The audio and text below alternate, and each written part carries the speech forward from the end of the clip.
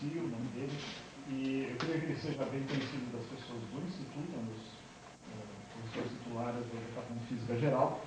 Para aqueles que não conhecem a biografia, o professor Katicha fez graduação na Unicamp, fez doutorado no Caltech, na Califórnia, com o Barry Simon, que é um dos nomes mais importantes da física matemática, muito conhecido aqui da área. Mas depois ele traiu a verdadeira fé e passou a fazer física teórica, de modo geral, e tem uma passagem pela Universidade Carnegie Mellon, e também fez um pós-doutorado no IFUSP, se não me engano, e não chegou a ser. São caras, né? E trabalha há bastante tempo em áreas relacionadas à mecânica estatística, teoria de informação, redes neurais, e nós temos o prazer de ouvi-lo hoje aqui pela terceira vez nesse Fórum de Física, que é sempre muito bem-vindo. E, enfim, se vocês, no final da nossa apresentação, nós teremos oportunidade de fazer perguntas se vocês quiserem. Então, passo a palavra ao professor Katicha. Obrigado. Boa noite. É um prazer vir aqui pela terceira vez. Desligado. Microfone desligado. Então, é um prazer chegar aqui pela terceira vez no Convite à Física. É muito comum que as pessoas tenham grande entusiasmo e organizem uma vez alguma coisa. Outras pessoas vêm e organizam com entusiasmo uma segunda. Mas chegar aqui e ver que eles estão organizando a terceira vez, terceiro ano seguido, e já me falaram no quarto ano, que já me deixa um pouco temeroso, né? É incrível. Então, é um prazer estar aqui, em especial, não só para falar para vocês, mas porque quando o João e a Renata chegam e torcem o seu braço para você sair aqui, eu acho que não posso dizer não, né? Isso aí Eu vou começar com física e informação, eu vou lá atrás, tá? E eu vou falar sobre lógica aristotélica, e eu vou falar aqui em 2 minutos, uma coisa que poderia levar uma semana escrevendo com cuidado. E para falar de informação e física, eu preciso primeiro falar sobre o que é informação, porque física, alguma ideia você já tem. Então, imaginem que eu tenho a informação completa. Eu vou dizer que uma certa acerção A implica B, e eu vou denotar isso por uma flecha, dessa forma. E, por exemplo, um exemplo disso é todo homem é mortal, então ser homem implica em ser mortal. Tá? Eu digo que Aristóteles é homem, a conclusão que eu não posso escapar é que ele é mortal. Tá? Acho que era Sócrates também que se usava o exemplo antigamente, mas não estou falando de lógica aristotélica. Aristóteles é um homem, ele é mortal, apesar dele ser lembrado até hoje. Então, se A é verdade, eu não posso escapar à conclusão que B também é verdade. Ou seja, eu tenho informação completa para decidir se B é verdade ou não. Tá? Suponha que eu diga agora que X é mortal. Será que eu posso concluir que é homem? Não, eu não tenho informação completa. Tá? Pode ser, pode não ser. Mas, talvez eu tenha mais informação para dizer alguma coisa sobre a probabilidade de X ser mortal, de ser homem, porque excluir as pedras. Tá? Então, uma pedra não é mortal. Então, talvez eu possa falar mais alguma coisa sobre se saber que alguma coisa é mortal me diz alguma coisa sobre se é um homem ou não. Bom, então, pelo que eu falei rapidamente, nós temos situações em que eu não posso concluir logicamente, porque foi dado que X é mortal, eu não posso concluir isso. O que eu faço então? Eu deixo de pensar sobre uma coisa porque eu não posso concluir com certeza? Não. Num trabalho que foi bastante pouco conhecido na década pelos físicos em particular, um físico de John Hopkins, tá? Era diretor de John Hopkins na época, ele tentou estender a lógica aristotélica para situações em que a informação é incompleta. E isso aqui foi na mesma época em que Shannon introduziu a teoria da informação. E as duas coisas são extremamente complementares. Só que isso daqui está explodindo atualmente nas últimas décadas do século XX, primeira década do século XXI. O trabalho de Cox está sendo cada vez mais conhecido, em particular pelo trabalho de James. Como que o Cox fez a extensão da lógica? Ele trabalha de uma maneira muito interessante. Eu quero fazer uma teoria geral para lidar com lógica. Suponha que eu saiba casos simples, e esses casos simples são tais em que eu sei como agir. Será que se eu souber um número suficientemente grande de casos simples, eu consigo construir uma teoria? Então, o que Cox faz é partir disso daqui, é que se uma teoria geral existe, então deverá valer em casos particulares. Se eu conseguir analisar certos casos particulares, talvez eu consiga determinar a teoria geral. Tá? Isso é feito em várias áreas da teoria da informação, agir dessa maneira. Pode acontecer que os casos simples sejam incompatíveis entre si, e eu tenho que brincar de outra maneira. Né? O que o Cox fez?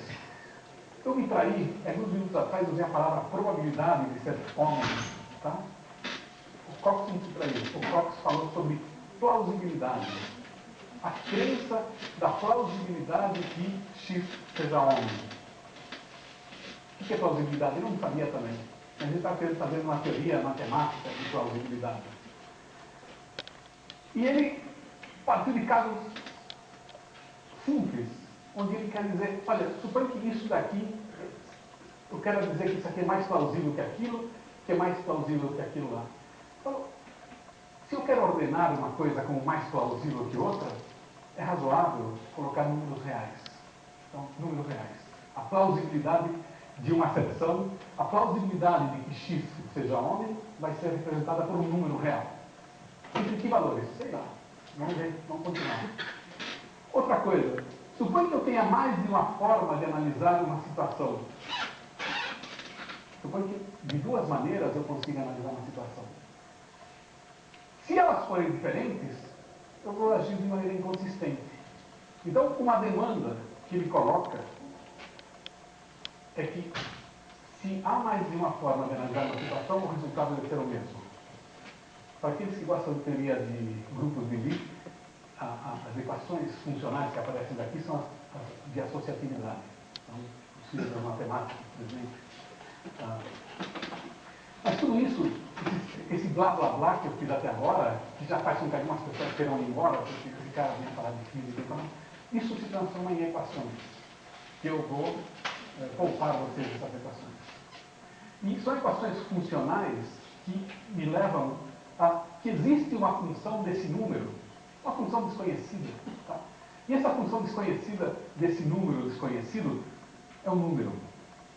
E esses números satisfazem certas propriedades. E essas propriedades são todos os axiomas de Tomorrow, de probabilidade. Então, eu não me traí no começo de falar em probabilidades, porque eu não sabia que probabilidades era a linguagem adequada. Eu falei sobre plausibilidades e eu falei sobre alguns casos simples, onde eu sei como trabalhar com essas, qual seria o resultado correto. Isso determina uma teoria geral, e essa teoria geral é a teoria de probabilidades. Então, o que nós temos? A maneira de analisar situações de informação incompleta é através da ferramenta matemática da teoria da probabilidade. Isso é uma surpresa para uma pessoa que vem da área de matemática e começa a probabilidade expondo certos axiomas que vêm naturalmente para quem trabalha em teoria de medida, tá? Mas dessa maneira, de uma maneira que em nenhuma forma vai contra axiomas de probabilidade, você acaba concluindo que a ferramenta matemática para lidar de forma consistente, isso aqui é uma demanda de consistência, tá? É a teoria de probabilidades. Então, informação e a teoria de probabilidades caminham mão a mão, de mãos dadas. Então tem cheiro de probabilidade, tem cor de probabilidade, tem todas as propriedades. Eu vou passar a chamar de probabilidade.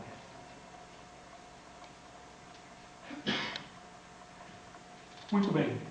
Então, se eu tenho uma probabilidade, eu imagino que vocês já tenham tido algum tipo de exposição sobre probabilidades. Suponho que eu tenho uma variável x, eu tenho uma distribuição de probabilidades desse tipo, para essa variável x. Eu vou dizer que eu tenho uma incerteza muito grande. Eu tenho uma ignorância de qual deva ser o valor de x. X é uma coordenada de um objeto. Por outro lado, se eu tiver uma distribuição dessas, eu vou dizer que eu tenho pouca incerteza, eu tenho uma ignorância pequena. Então, você nota que a teoria de probabilidade vem junto com a informação de uma maneira bastante natural. Pouca incerteza, ignorância pequena, grande certeza, ignorância grande. Então, a informação que eu tenho sobre x está codificada nessa distribuição de probabilidade. Se eu tiver um dado, tá? Um dado honesto, eu tenho a distribuição mais ignorante que eu posso ter, é uma distribuição uniforme sobre as 6 faces. Né? E se eu falar para vocês que um dado tem mais probabilidade no 3 e no 4, você vai ficar um pouquinho surpreso e você vai perguntar: o que você sabe sobre esse dado que eu não sei? Tá? Então, se você atribui uma distribuição de probabilidade das faces do dado dessa forma, eu vou concluir uma de duas: ou você sabe alguma coisa sobre o dado, ou você é o ignorante que não tem medo de cometer erros. Tá? Isso, ou seja, isso daqui você atribui quando você sabe alguma coisa. Se você fizer isso, você não está atribuindo probabilidades de maneira correta. Então a pergunta que aparece é: como eu vou atribuir números que representam probabilidades com base na informação? Esse é um problema que depende da natureza da informação. A informação poderia ser: eu tenho a sensação que a cor verde é a preferida pelo João. Por exemplo, e como que eu traduzo isso em probabilidade sobre o que João vai vestir no próximo dia? Coisa do tipo. Como eu, com base na informação, posso atribuir probabilidade? Como eu posso... Esse é um problema inicial. Esse é um problema posterior. Como eu posso, a partir de uma distribuição de probabilidades que eu tenho sobre o conhecimento de um certo sistema, como eu posso passar para uma nova distribuição de probabilidades quando chega a nova informação? Ou seja, aqui eu faço uma atribuição e aqui faço uma atualização das probabilidades. Dois problemas semelhantes, mas não totalmente iguais. Não é o mesmo problema. A maneira de atribuir isso foi pela primeira vez atacado por Shannon, década de 40 também, mesma época que Cox. E, por acaso, e sem comunicação entre eles, se você analisa a maneira como Shannon trabalha, ele parte da seguinte ideia: se existe uma teoria geral para atribuição de probabilidades, ela deve valer em casos particulares. De novo, é a mesma coisa. E o que você tem? Bom, quais são os casos particulares? Os casos particulares eu quero atribuir um número às diferentes,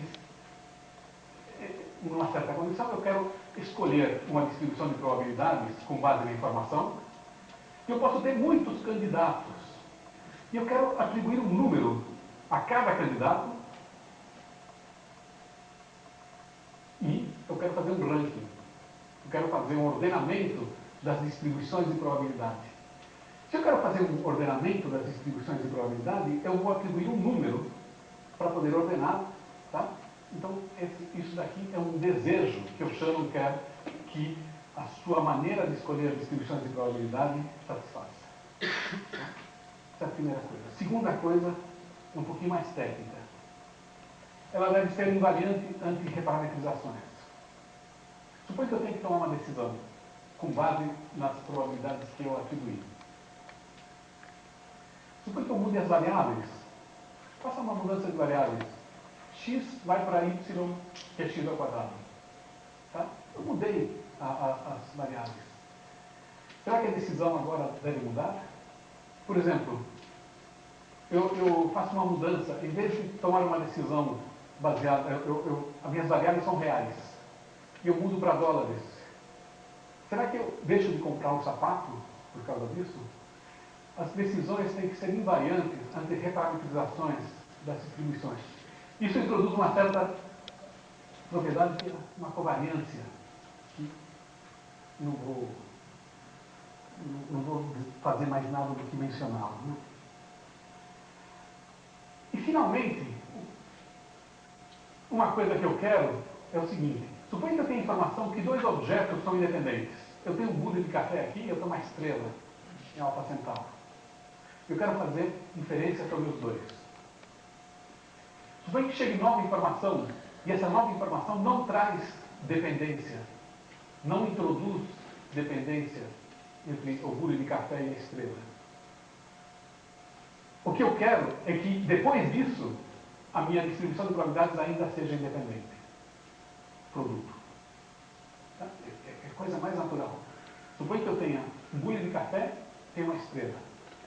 Suponha que eu faça uma medida aqui sobre o bule de café, eu aprenda alguma coisa sobre o bule de café, eu mude a minha distribuição de probabilidades agora conjunta no bule e na estrela. Ainda vai ter que ser independente. Isso é um desejo. Você poderia não gostar disso. Você poderia fazer outra teoria. Você poderia chegar a outras entropias.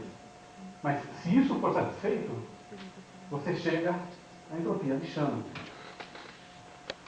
A entropia de Shannon agora, então, é um número atribuído a uma distribuição de probabilidades, pela qual eu vou fazer um ranking das probabilidades, das distribuições de probabilidades, e eu vou escolher o primeiro do ranking.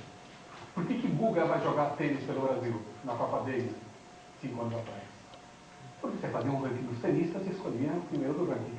Por que eu vou escolher essa distribuição de probabilidades para representar a informação? Eu faço um ranking e escolho o primeiro do ranking.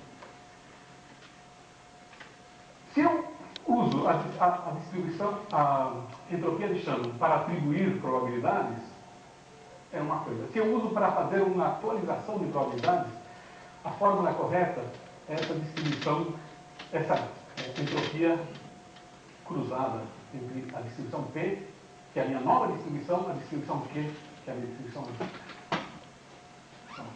Então, essa, assim que entra a entropia. E aí está a ligação com física. Tá? A surpresa que Shannon teve é que, uau, eu já vi isso no curso de mecânica estatística. Essa entropia é nessa entropia que Boltzmann e Gibbs estudaram e que era foi obtida a partir de ideias de Clausius. Né? É claro que alguns de vocês vão dizer, mas a entropia de Boltzmann não tem esse quezinho aqui. Tudo bem, a entropia de Shannon não tem aquele quezinho lá. Vocês não reclamaram na transparência anterior, vocês não podem reclamar nessa. Mas essas são versões modernas para fazer atualização de probabilidades. Então, a lenda conta que Shannon obteve essa fórmula, falou, já vi isso, e foi conversar com von Neumann. E von Neumann falou, von Neumann, posso chamar isso de entropia? E von Neumann falou, sim, porque, afinal de contas, ninguém sabe realmente o que é entropia. Né? Então, você pode chamar mais uma coisa de entropia que não tem problema. Agora, do ponto de vista termodinâmica, para aqueles que estão chateados aqui, eu olho para um sistema físico e eu tenho distribuições de probabilidades que eu posso atribuir ao meu sistema físico. Qual que é a entropia física de Clausius? Bom, depende com que perguntas você quer descrever. Você escolhe os graus de liberdade com que você quer descrever o sistema. A entropia numericamente igual. A entropia de Clausius é o extremo da entropia de Shannon. Tá? Que é obtida para a distribuição de Boltzmann daquele problema. Tá? Então, Entropia termodinâmica é aquilo que liga calor, temperatura e energia.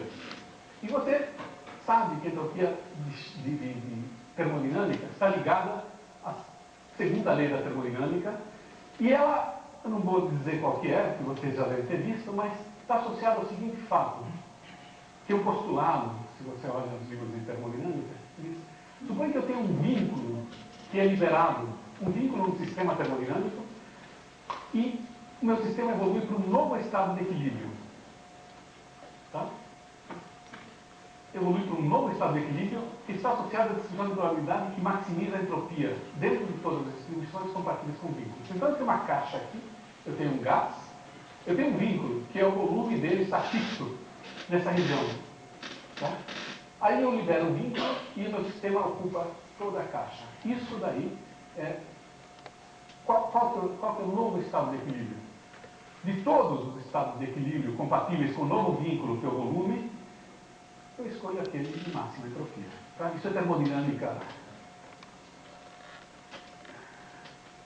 RMT 0159.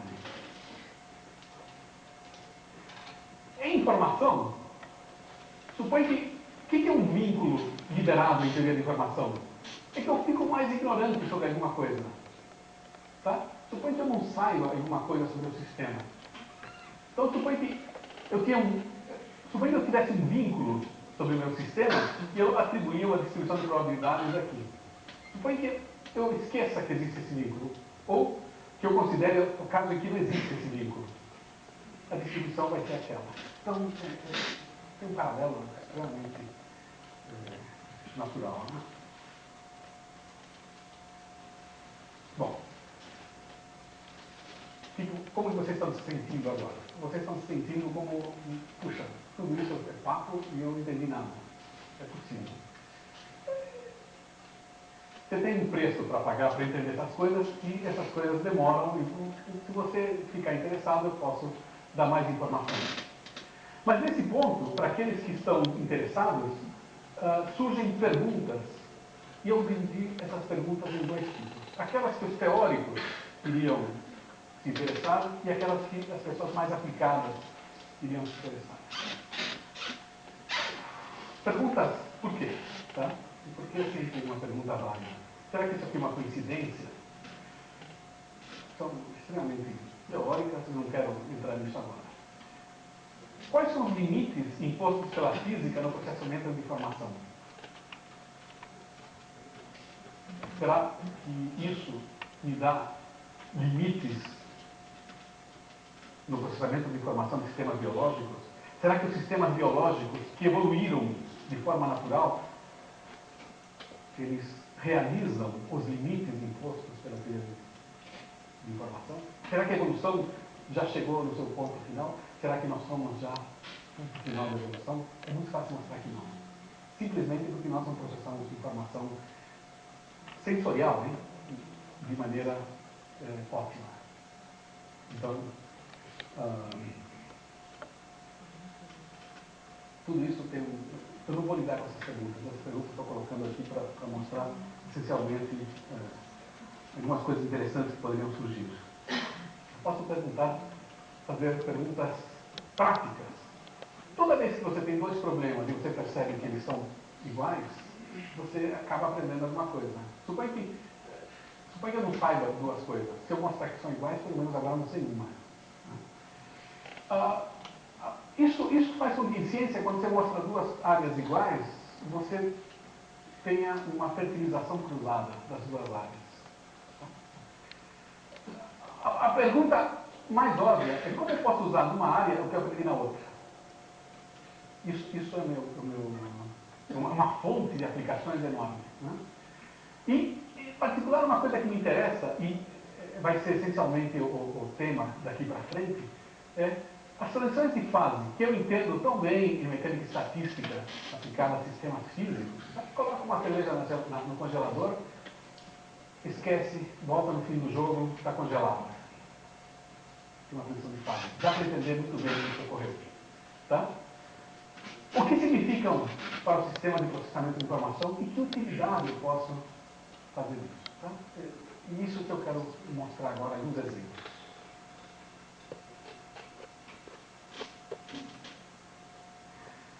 começar por um sistema, o ímã na geladeira que eu falei que você coloca cerveja, eu tenho um pinguim grudado com um ímã. Esse ímã, eu vou fazer um modelo de mecânica estatística extremamente simples.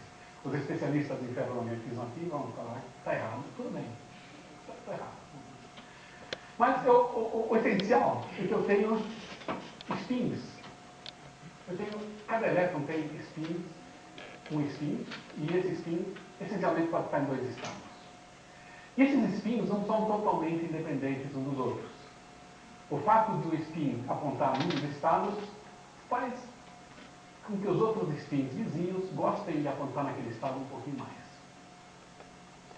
Como que eu represento isso em física? É que se eu tenho dois spins que interagem num sistema ferromagnético, isso aqui vai ter baixa energia. Se eles estão no mesmo estado, vão ter baixa energia. E se estão em estados onde eles apontam em direções opostas, eles vão ter uma energia maior. Tá? Então isso é ferromagnetismo, isso ocorre. Os motivos, teoria mecânica quântica explica sem problema nenhum, pois as ideias vão até Heisenberg, né? Sobre por que isso ocorre. Agora, no sistema físico, eu tenho uma disputa. A baixas temperaturas, eu tenho energia e entropia baixas, a altas temperaturas, energia e entropia altas. E o meu sistema, quando ele está a uma temperatura fixa T, ele vai estar num estado de equilíbrio que minimiza a energia livre. Então, a altas temperaturas, o fato de ter um sinal menos faz com que a altas temperaturas, esse termo seja mais importante, a baixas temperaturas, esse termo seja mais importante. Então, a altas temperaturas eu vou ter sistemas com entropia grande, a baixas temperaturas, sistemas com energia baixa. Tá? Isso leva para um sistema agora ferromagnético a seguinte tipo de resultado. Eu tenho um gráfico aqui, feito à mão, tá? Onde eu tenho aqui nesse eixo a temperatura, e nesse eixo o número de spins para cima menos o número de spins para baixo. Isso tem a ver com a ordem. Tá? Nessa fase de baixa temperatura, eu tenho essencialmente meus spins todos apontando preferencialmente na mesma direção. Não todos, mas preferencialmente na mesma direção. Faz com que o número de spins para cima seja muito maior que o número de spins para baixo. Eu tenho uma magnetização que tende a saturar aqui. O interessante é que aqui existe uma transição, e a partir dessa transição tem um desordem. Desordem quer dizer que eu vou encontrar tanto para cima quanto para baixo em probabilidade. Tá? Eu tenho desordem.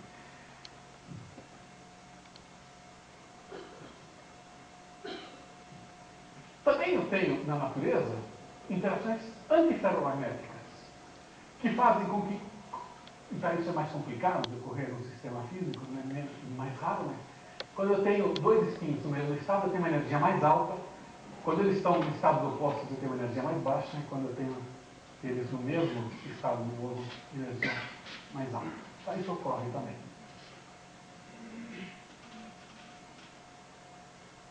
Olha que interessante agora. Eu vou olhar para o sistema e eu quero fazer um sistema de spins ou de pixels.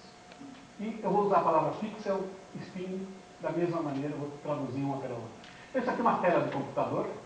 Cada ponto, isso aqui é uma grade, uma matriz, em que tem pontos pretos e brancos. E branco é spin para baixo, preto é spin para cima. E eu quero fazer um sistema que não seja nem ferromagnético nem antiferromagnético, mas interações entre spins. E eu consigo fazer um sistema em que, se eu colocar uma condição inicial, o meu sistema evolui para uma condição final, no estado de equilíbrio, onde eu vejo isso. E, por exemplo, se eu tiver isso daqui, ele evolui para lá, e se eu tiver isso daqui, ele evolui para cá. Então, isso aqui é um sistema feito de spins, inspirado em física, que processa informação e, por exemplo, funciona como um sistema de memória. Como que eu faço isso?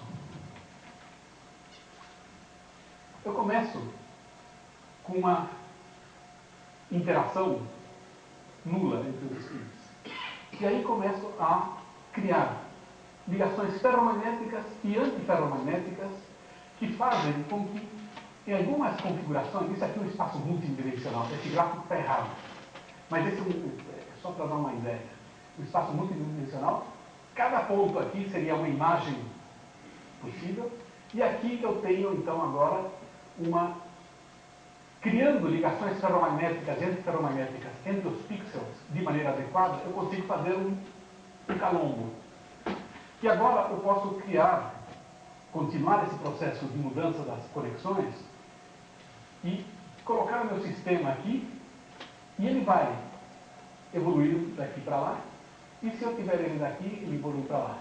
Então, tem uma bacia de atração associada a uma certa configuração, tem uma bacia de atração associada a outra configuração, e imaginem que essa configuração seja a letra A, imaginem que aquela seja a letra B, eu tenho então um grupo de configurações iniciais, e o sistema evolui para o equilíbrio termodinâmico, e na hora que evolui para o equilíbrio termodinâmico, as configurações típicas vão ser aquela letra A. Então eu fiz um modelo análogo ao modelo de spins, com interações ferromagnéticas e ferromagnéticas, que serve como memória e que coloca um problema de geometria interessante, que é o que uma letra A tem em comum com outra. Qual que é a característica geométrica de uma letra A que faz com que eu a reconheça como letra A? E a característica é que pertence todos à mesma bacia de atração. Então tem um problema de geometria e um sistema dinâmico, magnético, interessante. Tá?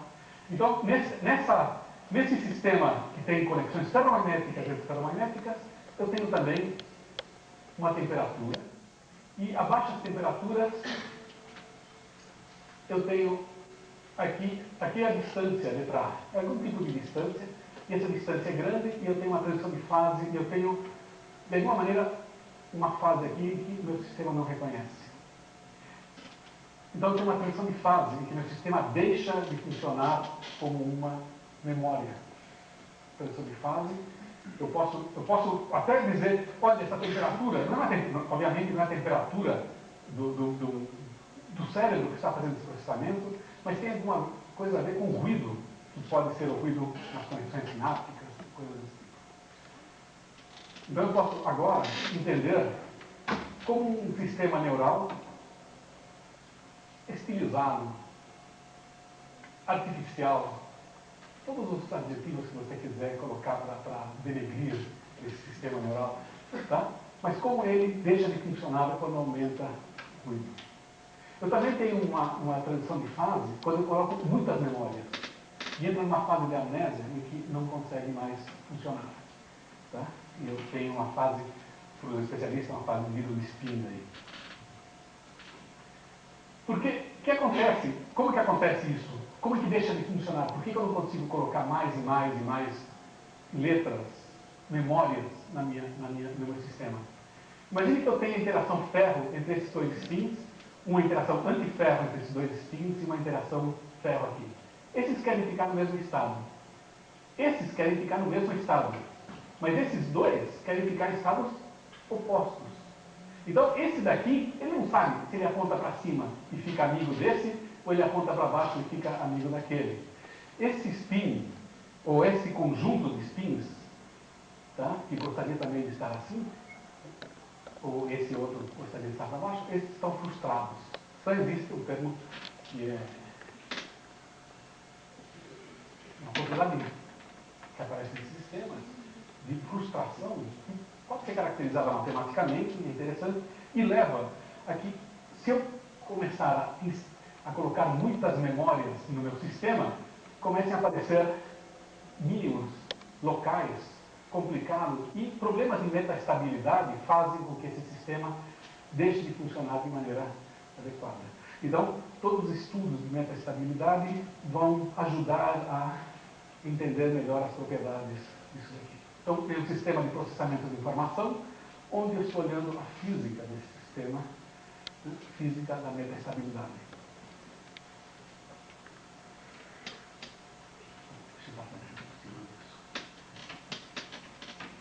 Outro tema. Eu tenho, nos últimos anos, tem havido uma grande invasão dos meios de engenharia teórica de informação por física, mecânica estatística. Esse aqui é um sistema de transmissão de informação. Eu tenho uma fonte, eu comprimo essa fonte, eu codifico, eu tenho um canal de transmissão, decodifico, decomprimo, né? E faço aquela impressão, eu tenho a mensagem. Todos esses pontos, todas as flechas podem ser estudadas usando uma analogia sistema físico e sistema de informação. Vamos olhar só um caso. Meu canal tem ruído. Meu canal não é perfeito. Tá? Meu canal é tal que, se eu mandar informação contida em bits, bits é uma coisa que é 0, 1. Tá? Spins é o mais e menos 1. Essa é a diferença entre o engenheiro físico. O engenheiro trabalha com 0, 1, físico com menos 1 e 1. Tirando isso, poucas diferenças. Se existe uma probabilidade de que o ruído no canal altere um bit, eu não vou conseguir mandar minha mensagem de maneira fidedigna. E a Xuxa, do outro lado da transmissão, vai estar um pouquinho distorcida. Então, para evitar isso, salve dos deuses, e que isso venha acontecer, eu mando alguns bits a mais. Tá? Então, esses bits a mais são uma redundância que eu mando para que a minha mensagem original tenha alguma chance de ser decodificada. Por exemplo, isso daqui é um código. Imaginem o que eu faço. Eu tenho uma mensagem S1, S2, S3, S4, 0, 1, 1, 0. Tá? E eu olho para esses. Eu escrevo dessa maneira. E eu vou adicionar 3 bits a mais. 3 bits a mais. Esse primeiro bit que eu mando, eu escolho como 0, porque ele vai ser escolhido de maneira que o número de 1 que eu tenho dentro do círculo verde é par. Então, isso é chamado de um bit de paridade. Ele assegura que o número de bits que eu tenho aqui dentro é par. Tá? Depois eu faço isso com esse outro círculo. Esse bit aqui assegura que o número de bits nesse círculo é par. Eu tinha 1 aqui, que é ímpar, eu tenho mais 1, é par. Então, isso é par. E agora, no terceiro, eu coloco um bit 0. E agora eu tenho 1, 2, par. Esse aqui é 0. Então, a minha mensagem, que era 0, 1, 1, 0, ela é adicionada, é aumentada para permitir a decodificação feliz do outro lado. Isso aqui não garante, mas aumenta a probabilidade de ser decodificada corretamente do outro lado. Aumenta com esses bits chamados de redundância. Então agora eu tenho. Acontece alguma coisa aqui e um bit, por exemplo, o bit S2 é corrompido. O que é corrompido? Corrompido quer dizer que ele é invertido. Tá? E a mensagem que chega do outro lado tem o segundo bit, o S2, é 0. Então agora o que acontece? Eu tenho círculos que tem um bit só, número 1. Tenho outro que tem um bit, que é um número ímpar de bits, igual a 1. Eu tenho outro em azul que tem um número par. Então a pergunta que eu faço do outro lado é: qual é a menor correção que eu devo fazer nessa palavra de 7 bits para que meus círculos tenham restaurado a sua paridade par? Alguns deles agora são ímpares. Então, qual que é a menor modificação que eu devo fazer? Tá? Então eu tenho o círculo A, que tem ímpar, e eu vou associar uma alta energia. Eu tenho um círculo B, tá? Azul, ele vai ter uma baixa energia. E eu tenho um círculo C, ímpar, que tem uma alta energia. Então vocês veem que o que eu estou fazendo é um sistema de interação de spins, perdão, de bits, né? Que vai ter altas energias, baixas energias, altas energias. Eu transformo todo esse problema de decodificação num problema de mecânica estatística de um sistema de spins. Tá? Então, essencialmente, nesse sistema de spins, eu vou ter uma curva no espaço de interações, de configurações. Cada configuração tem uma mensagem possível, e eu tenho a mensagem recebida, e ele cai por uma superfície aqui, até a mensagem correta. E cai flipando o bit número 2. Problema de mecânica estatística de novo. O interessante é que agora eu posso estudar isso de uma maneira geral, né? Não só para um código desses, mas de maneira geral. A taxa de transmissão é o número de bits que eu gostaria de mandar dividido pelo número que eu mandei. Então, eu queria mandar 4 e mandei 7. A taxa é menor que 1. Para o código de repetição, eu vou ter aqui seria o nível de corrupção. Ligar aqui. Então, se eu tenho uma certa taxa de corrupção dos bits no canal de transmissão, quando essa taxa for para 0, um código de repetição eu mando a palavra Xuxa 15 vezes. Então eu tenho um código de repetição de 15. Tá? Então mando os bits que compõem o nome da Xuxa 15 vezes, aí eu separo, faço a maioria deles, eu supero. Então isso vai me diminuir a taxa, mas vai diminuir por um fator igual à repetição. Então eu tenho códigos que a taxa vai sair para 0, quando eu repito muitas vezes, e a probabilidade de erro vai para 0 e sai da origem.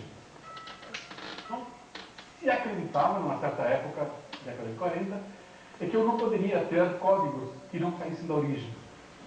A grande contribuição de Shannon foi mostrar que eu consigo criar códigos com erro nulo até um lugar que eu posso identificar como uma transição de fase. O interessante é que, então, eu posso mandar com taxa finita, não taxa nula, com taxa finita, informação sem corrupção. A prova usa entropia, usa todas as ideias de mecânica estatística. E o interessante é que na época não se sabia, mas veio se saber agora, final do século XX, essencialmente, é que essa transição de fase separa uma região, tipo vidro de spin, que é análoga àquela região da memória associativa, quando, devido à adição de muitas memórias, o meu sistema deixava de operar como memória. Então, isso daqui. E qual que é o desafio? Então, lição de casa, encontrar um código que trabalhe nessa linha amarela. Você acredita que, na medida que eu me aproximo aqui, os códigos, a decodificação desses códigos entra numa fase vítrea, onde o problema se acredita, não é verdade que se saiba isso, mas se acredita que seja um problema NP. Tá? Outra coisa. Então, memórias associativas, transmissão de informação por canais. O celular que vocês usam variações sobre esse tema um pouquinho melhores, né? Mas agora eu tenho aprendizagem supervisionada. Agora eu não quero fazer memória, eu quero classificar vetores. Isso aqui é um vetor no espaço de n dimensões. E eu digo para vocês, olha, tem duas categorias. Categoria das bolinhas, das estrelinhas, tá? E eu vou separar as categorias. Eu digo, olha, existe um hiperplano nesse espaço de n dimensões, tá? Tem n menos 1 dimensões, existe um hiperplano aqui, que separa as bolinhas e estrelas. Eu vou, opa, esse não separa mais. O que eu faço? Eu mudo o plano de separação. No meio das pessoas que estudam isso, falam que eu aprendo uma nova classificação em categorias. Tá? Eu recebo mais exemplos. Ops, esse não funcionou, eu aprendo de novo. Eu faço isso. Eu tenho esse daqui, tudo bem. Existe outra possível solução. mas esse daqui não funciona. E o que acontece? Não existe agora nenhum hiperplano que separe as duas categorias. Eu preciso aumentar a complexidade da minha região de discriminação. Tá? Então eu crio uma estrutura um pouco mais complexa que o hiperplano. Aumenta a complexidade da minha máquina. Bom, o estudo das propriedades estatísticas desse sistema é uma área da mecânica estatística. E deixa eu mostrar para vocês onde aparecem transições de fase de novo. Tá? Na transparência anterior eu tinha pontos no espaço de N dimensões. Eu vou imaginar um classificador, um sistema olfativo. Eu tenho uma certa quantidade de biologia aqui por trás, que um biólogo talvez não admita as simplificações que são feitas para chegar nesse modelo. Mas um ponto seria a resposta que eu quero atribuir a um odorante. O odorante é um tipo de molécula que tem cheiro. Tá? Só que quando eu mudo a concentração desse odorante no nariz, vai mudar o ponto do espaço em N dimensões. E ele vai traçar uma curva agora. Tá? Eu tenho uma curva aqui, que é um daqueles pontos para diferentes concentrações do odorante. E não sei se dá para observar, tem uma linha vermelha aqui. Tá?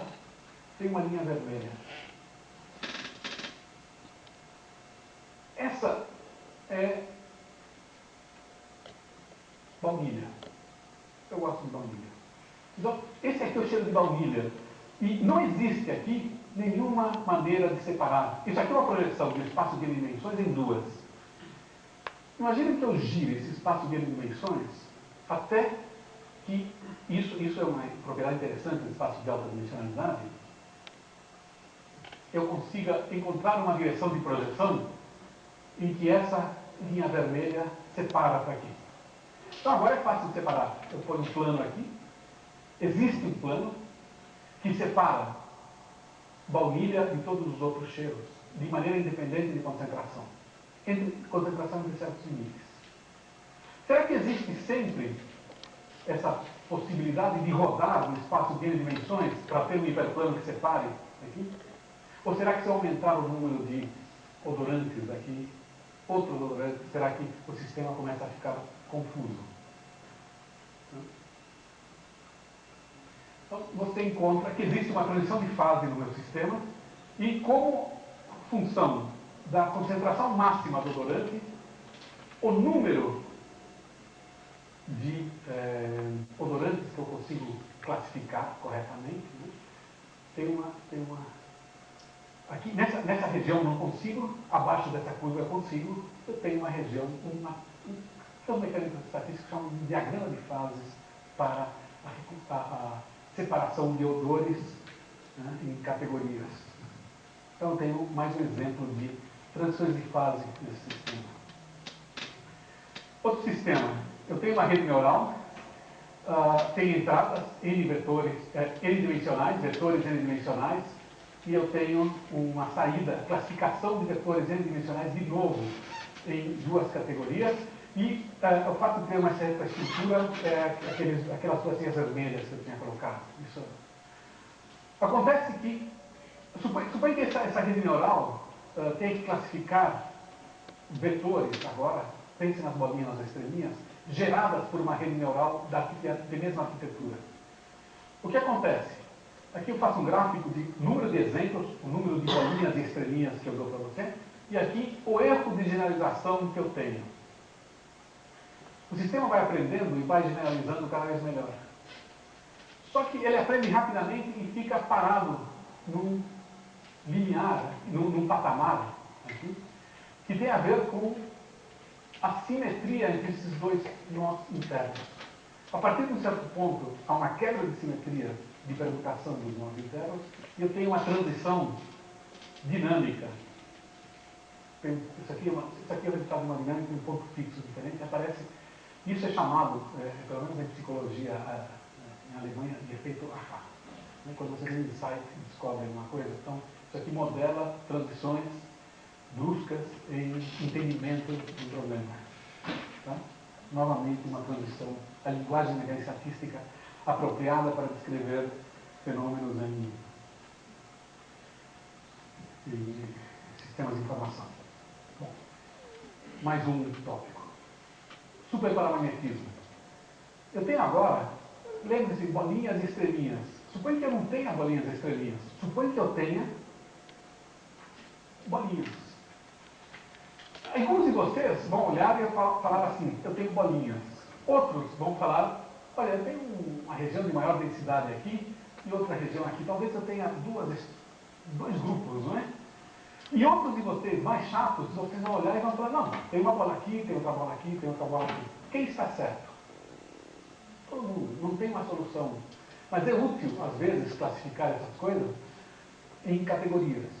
Como que eu faço isso? Não existe uma solução e as categorias devem ser formadas de alguma maneira. Tá? Eu vou colocar spins. São variáveis auxiliares, não são variáveis físicas, não são spins físicos.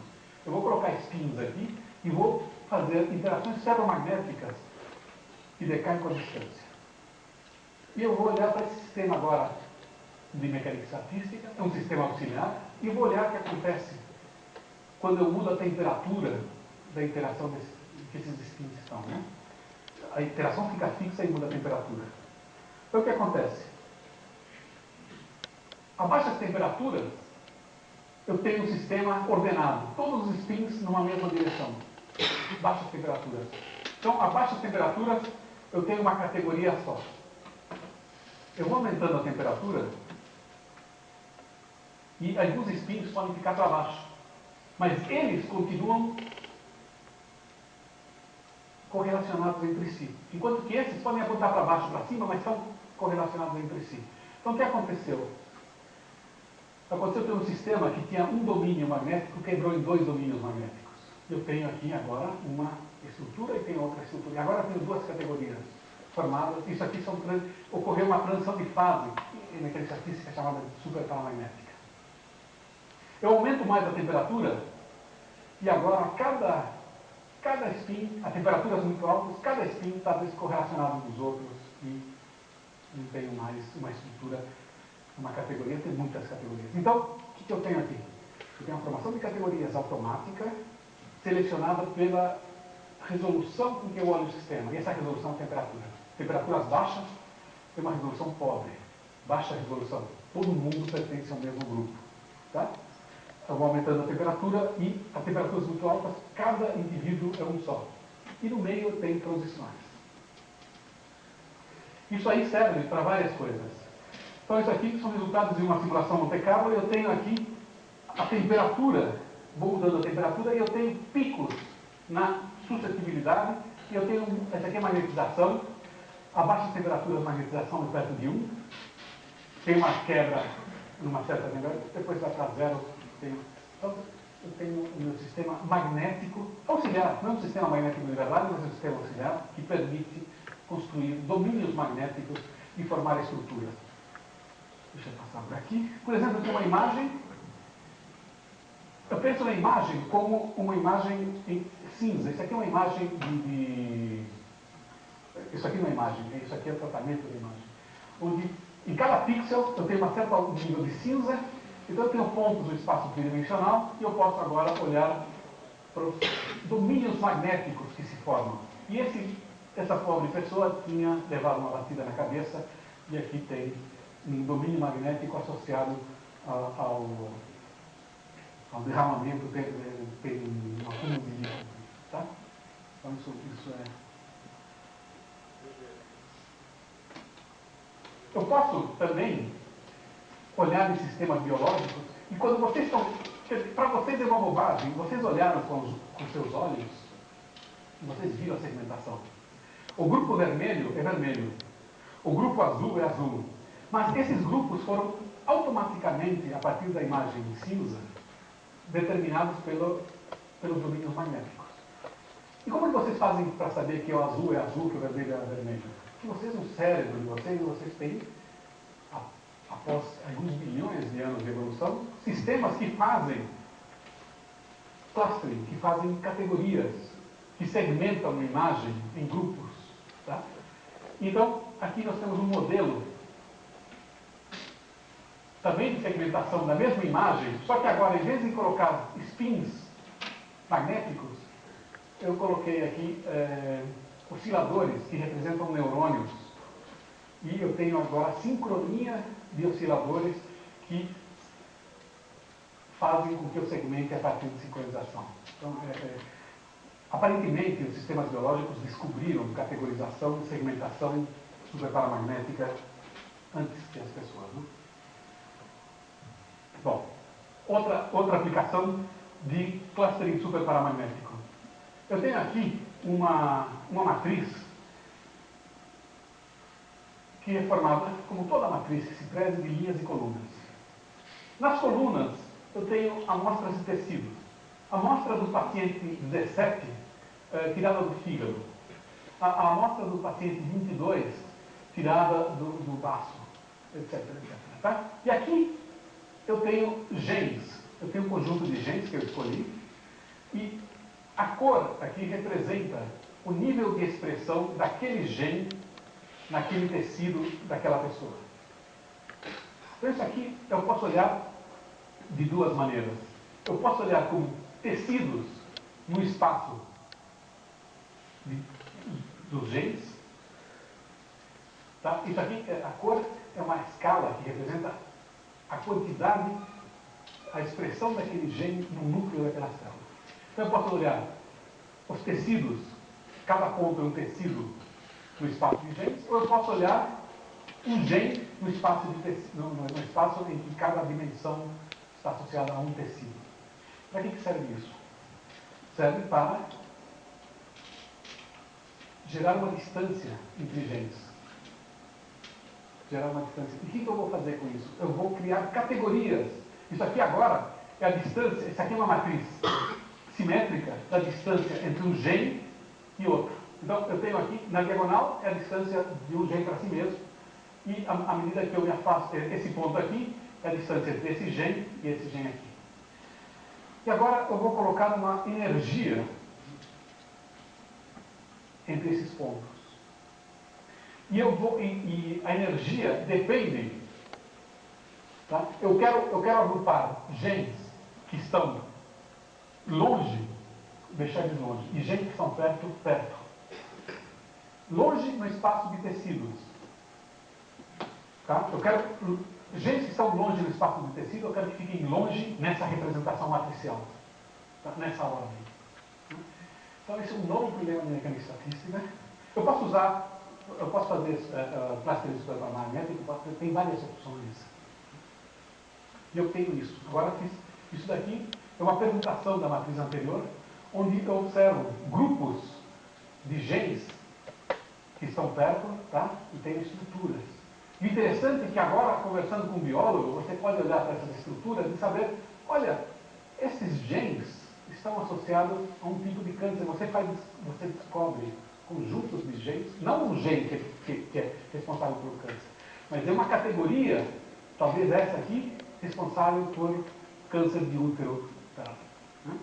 Então agora, essa é uma ferramenta que você usou, encontrou, tecnicamente você procura, você não encontra, mas você procura encontrar o estado fundamental de um modelo de mecânica estatística que tem as propriedades de heurística. Aqui eu vou embora, porque já está acabando o tempo. E você faz, isso aquilo lá era um tipo de técnica, isso daqui, para outra matriz de genes, você tem aqui, você faz o superparamagnetic clustering, você tem a temperatura e você tem os clusters de genes, e você identifica, olha, esse conjunto de genes aqui está responsável por um cluster, todo esse conjunto aqui responsável por essas pessoas que têm esses genes, estão associadas a um certo câncer. Então você identifica conjuntos de genes câncer. Você pode olhar para proteínas em diferentes animais e você olha para... isso aqui é liposoma, e você tem homologias entre proteínas, e você tem uma matriz desse tipo, e você, de novo, usa métodos de mecânica estatística, e você encontra coisas como, por exemplo, a lisocima do homem e do chimpanzé ficam perto uma do outro. Nesse sentido. Então você pode fazer cladística Você pode fazer agora uma classificação. Isso aqui são Renato, 500, Renato que deu os dados. Estão fazendo junto isso. De diferentes animais, e você consegue fazer uma classificação dos animais em grupos, como estilo Linneu. Né? Só que agora, como base, você pode fazer isso com DNA, você pode fazer com lisosima, você pode fazer de várias maneiras. Você pode analisar séries temporais. Séries temporais da Bolsa, tá? Então, aqueles de vocês que compraram Vale recentemente devem estar satisfeitos porque a Vale agora passou a ser a segunda mineradora do mundo. Você tem séries temporais que, eventualmente, rendem dinheiro. Como você decide a distância? Agora, uma série temporal num ponto no meu espaço e eu quero associar um spin a essa série temporal. Tá? Como que eu associo isso? Bom, você pode fazer por correlação, você pode fazer por outras maneiras, mas aqui você tem também dados que o Renato fez. Eu tenho o PIB de países, eu tenho aqui, isso aqui é uma matriz de distâncias, tecnicamente uma matriz de distâncias de cointegração entre os diferentes, entre pares de países. A distância é um tipo de distância entre séries temporais, e eu posso agora transformar isso num problema de mecânica estatística e eu ter grupos de países que têm propriedades que andam juntos de alguma maneira. Tá? Então você descobre que, quer dizer, talvez um economista não fique muito impressionado com o fato de que os países da comunidade europeia estão no mesmo domínio magnético. Nossa, é interessante. Você vê um monte de coisas a mais do que isso, né? Vou passar por aqui. Windows. Esse é um filme.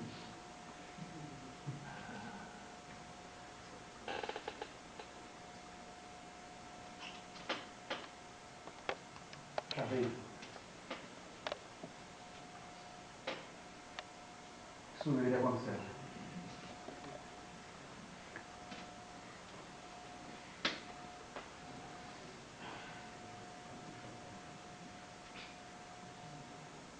Com o Windows não adianta tentar antes de fazer isso, né?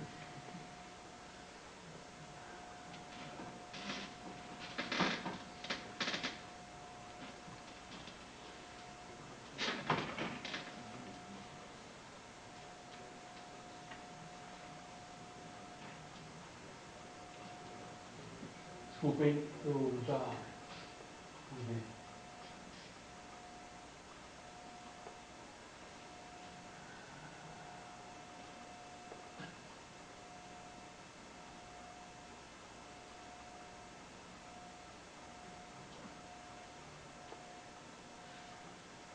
Bom, eu vou pular os filmes, porque os filmes, por algum motivo, não gostaram de mim.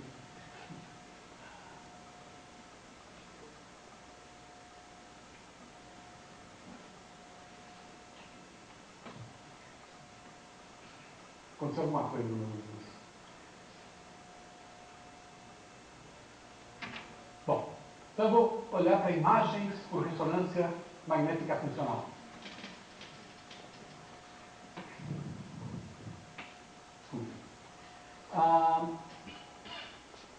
Eu tenho um efeito que chama Bold, que é o seguinte: eu tenho neurônios no cérebro, e quando esses neurônios eles recebem sangue oxigenado, e depois esse sangue que é desoxigenado, ele vai embora por uma veia. Não consegui.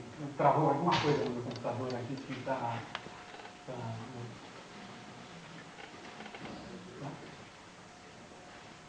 Então, o que acontece? Quando eu ativo um conjunto de neurônios no cérebro, a quantidade de sangue que vai nessa região aumenta. O interessante é que quando eu faço ressonância magnética para olhar a imagem, tá? Para ver a densidade de prótons que eu tenho numa certa região, que é o que vocês estão acostumados a ver em imagens de ressonância magnética. Tá? Então, como eu faço ressonância magnética? Eu coloco no campo magnético, então os spins no próton ficam alinhados, e eu cutuco. E eu cutuco e ele volta. Sabe, eu cutuco, ele volta onde tem que apontar, mas na hora que ele volta, ele emite radiação, micro-ondas. Dependendo se há mais sangue oxigenado ou não, o tempo de resposta muda. Então eu tenho um sinal na ressonância magnética associada à quantidade de sangue que está alimentando aquela região. Portanto, eu posso fazer mapas de atividade. Tá? Uma pena isso aqui, deixa eu...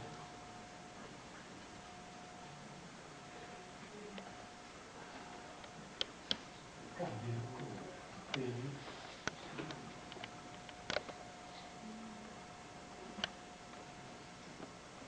Não sei, se fosse... Os aplicativos, né? O que é? Os aplicativos é que você vê o que está parado. Opa. Não estou executando os dois, mas...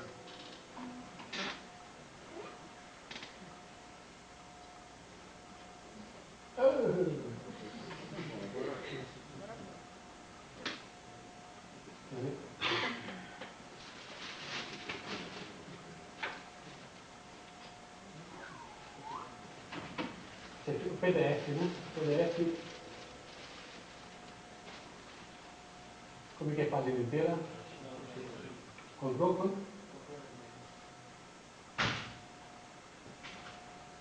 Tá, PDF.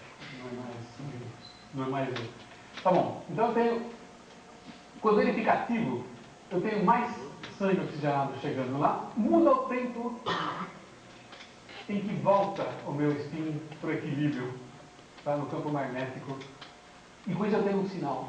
Então agora, eu faço o seguinte.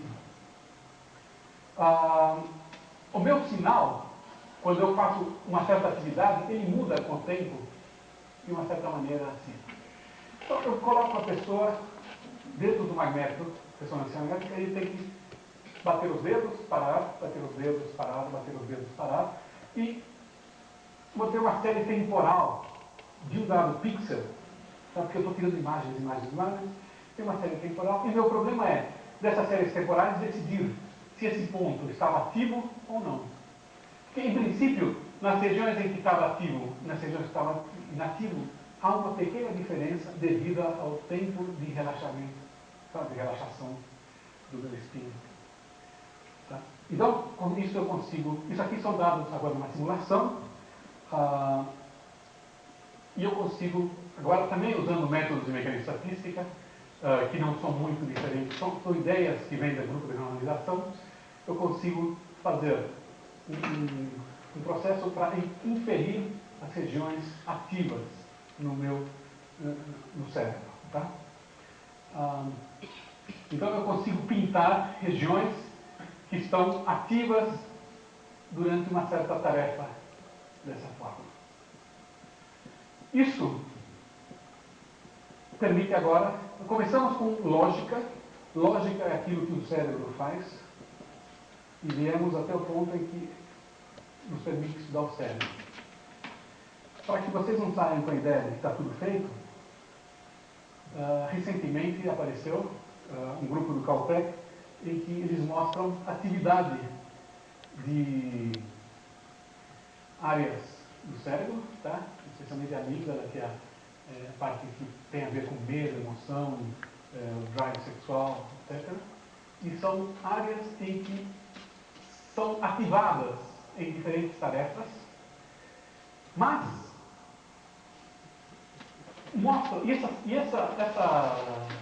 tipo de tarefa que eles fazem mostra especificamente que o homem não age de uma maneira racional. E agora, tá, interessante é o seguinte, suponha que eu peça para você, eu dou para o João, eu dou um baralho que tem 50% de cartas vermelhas, 50% de cartas pretas. E para o Paulo eu dou um baralho que tem cartas pretas e vermelhas, mas não digo quantas. Agora eles vão colocar uma aposta. E isso aqui são dados sobre pessoas fazendo esse tipo de apostas. As pessoas que têm o baralho 50-50, que sabem, eles têm só risco na aposta, eles têm uma ativação menor para essa linha verde, são ativações menores da amígdala, por exemplo, ou do, não sei que estrutura é essa daqui, do que as pessoas que têm o baralho do Paulo, porque eles têm indignidade. Se você fizer uma análise, é a mesma probabilidade nos dois baralhos, tá? De sair uma carta preta ou uma vermelha. Mas aqui tem risco só, e aqui tem o risco e a dignidade de não saber qual é a probabilidade. Então, essas são coisas em que você agora volta e usa todas aquelas ferramentas de informação e começa a olhar de que maneira nosso cérebro funciona. E nosso cérebro funciona de uma maneira que está longe de saturar os limites da racionalidade. Mas isso vocês já sabiam.